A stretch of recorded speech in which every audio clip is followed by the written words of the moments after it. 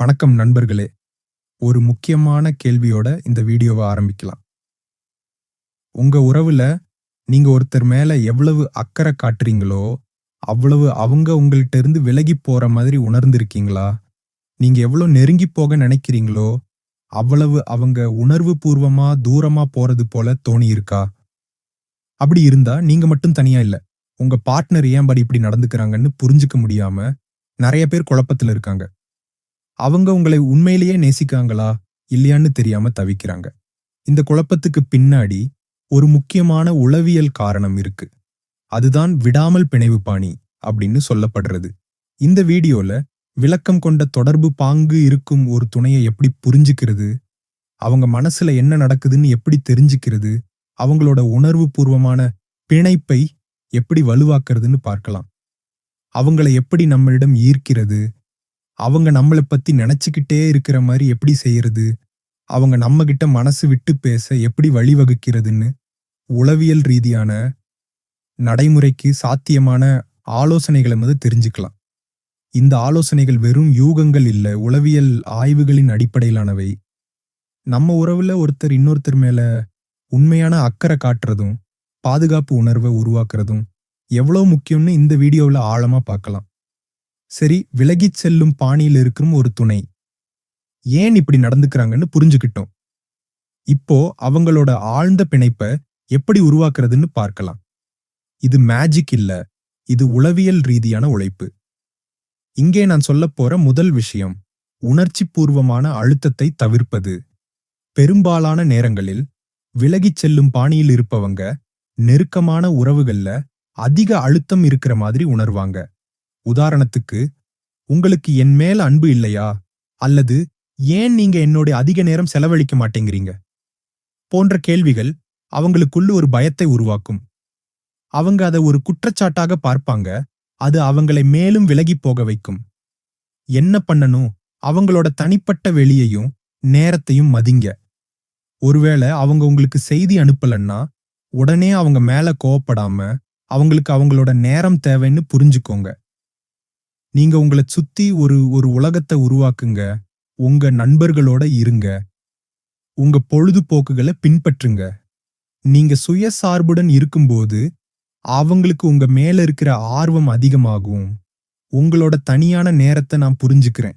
நீங்க எப்போ என் கூட பேச தயாரா இருக்கீங்களோ அப்போ பேசலாம் அப்படின்னு சொல்றது அவங்க மனசுல ஒரு பாதுகாப்பு உணர்வை உருவாக்கும். நேரடியான தெளிவான உரையாடல். விலகிச் செல்லும் பாணியில் இருப்பவங்க உணர்ச்சி பூர்வமான உரையாடல்களை தவிர்ப்பாங்க. அவங்க ஒரு சண்டை நடக்கும்போது உணர்ச்சி வசப்பட மாட்டாங்க, மாறாக அமைதியா இருப்பாங்க. இது நம்மள மேலும் கோபப்படுத்தலாம். நான் ஏன் இப்படி ஃபீல் பண்றேன் அப்படின்னு சொல்றதுக்கு பதிலா, நீங்க என்ன இப்படி உணர வைக்கிறீங்க அப்படிங்கிற நம்ம பேசுவோம். இது அவங்களுக்கு மேலும் அழுத்தம் தரும். என்ன பண்ணணும்? நீங்க ஒரு உணர்வை வெளிப்படுத்தணும்னா அதை ஒரு நான் அறிக்கை, ஐ ஸ்டேட்மெண்ட் மூலமா சொல்லுங்க. உதாரணத்துக்கு, நீங்க என் கூட அதிக நேரம் செலவழிக்கிறது இல்ல அப்படின்னு சொல்றதுக்கு பதிலா, எனக்கு உங்க கூட அதிக நேரம் செலவழிக்கணும்னு ஆசையா இருக்கு, அது எனக்கு ரொம்ப சந்தோஷத்தை கொடுக்கும் அப்படிங்கறத சொல்லுங்க. அதுபோல அவங்க ஏதாச்சும் ஒரு விஷயத்தை செய்யும்போது அது உங்களுக்கு எவ்வளவு மகிழ்ச்சியை கொடுக்குதுன்னு வெளிப்படையா சொல்லுங்க. அவங்க ஒரு சின்ன விஷயத்த உங்களுக்காக செய்தாலும் அதை அங்கீகரிங்க.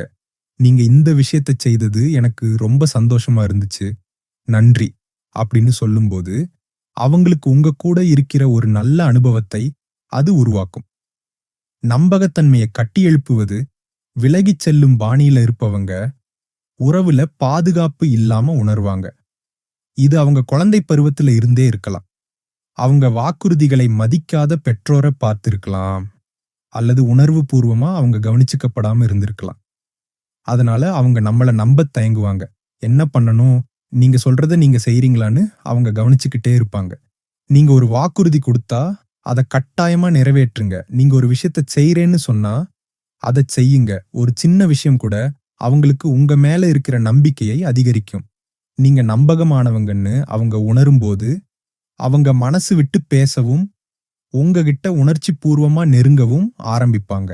இப்போ இந்த விஷயங்கள்ல உங்களுக்கு இருக்கக்கூடிய சில பொதுவான கேள்விகளுக்கு பதில் சொல்றேன். கேள்வி 1. அவங்க விலகி போகும்போது நான் அவங்கள துரத்தக்கூடாதுன்னு சொல்றீங்க. அப்போ அவங்க என்ன விட்டு போயிட்டா என்ன பண்றது? இது ஒரு முக்கியமான கேள்வி.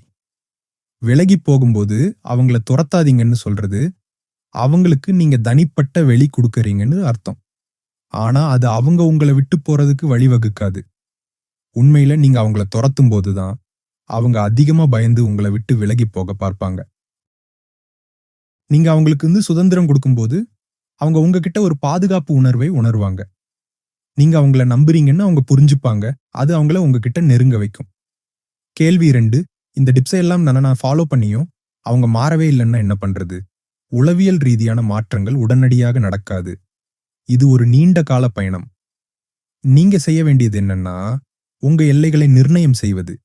ஒருவேளை உங்க துணை உங்களுக்கு தேவையான அளவு நெருக்கத்த குடுக்கல, அல்லது உங்க தேவைகள மதிக்கலன்னா, அத அவங்க கிட்ட அமைதியாகவும், மரியாதையாகவும் சொல்லுங்க. நீங்க உங்கள மதிக்கிறீங்கன்னு அவங்களுக்கு தெரியணும். ஆரோக்கியமான உறவுல இருவருமே முயற்சி செய்ய வேண்டும். உங்க துணை எந்த ஒரு முயற்சியும் செய்யலன்னா, அந்த உறவு உங்க மனநலத்துக்கு ஆரோக்கியமானதான்னு நீங்க யோசிக்க வேண்டியது அவசியம். கேள்வி 3, அவங்க மனசு விட்டு பேசவே மாட்டேங்கிறாங்க. அதுக்கு என்ன செய்யணும்? உணர்ச்சி பூர்வமான விஷயங்களை பேசும்போது அவங்க உடனே விலகி போகலாம்.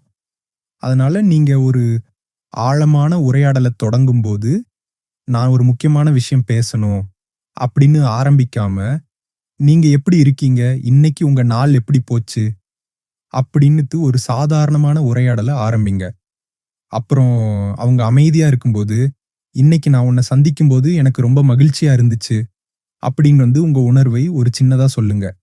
நண்பர்களே, இந்த வீடியோவுல நம்ம பார்த்த முக்கியமான விஷயங்கள ஒரு தடவ சுருக்கமா பார்க்கலாம். உணர்ச்சி பூர்வமான அழுத்தத்தை தவிர்ப்பது, உங்க துணைக்கு அவங்களோட தனிப்பட்ட வெளிய கொடுங்க. அவங்கள துரத்தாதீங்க. தெளிவான உரையாடல். நான் அறிக்கை மூலமா உங்க உணர்வுகளை வெளிப்படுத்துங்க. அவங்க செய்யும் நல்ல விஷயங்களை அங்கீகரிங்க. நம்பகத்தன்மையை கட்டியெழுப்புவது, நீங்க கொடுத்த வாக்குறுதிகளை காப்பாற்றுங்க.